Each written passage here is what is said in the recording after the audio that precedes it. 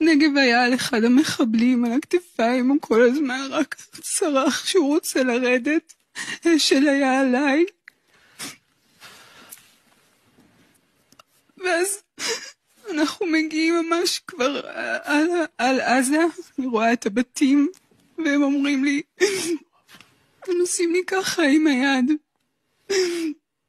מורידים את אשל, והם פשוט הולכים לכיוון עזה, ואני נשארת עם שני הילדים, ואני מבינה שעכשיו אנחנו משוחררים. ואז התחלתי לחזור חזרה הביתה. לבד ברגל עם שני ילדים של השכנה שלך. לבד ברגל עם שני ילדים. הם הלבישו אותי. שבעצם את בתוך עזה. כשהם הוציאו אותי, כן, אנחנו כבר אחרי הגדר של המערכת, אנחנו כבר לקראת עזה.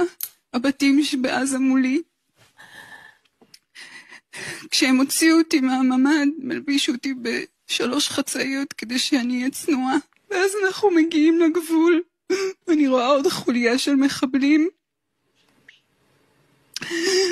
הם ראו אותי, לקחתי את הילדים, הסתתרנו מאחורי גבעה של חול.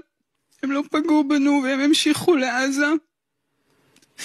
והמשכנו ללכת, האמנתי שנגיע, פשוט האמנתי שנגיע, הם חייבים לחזור הביתה.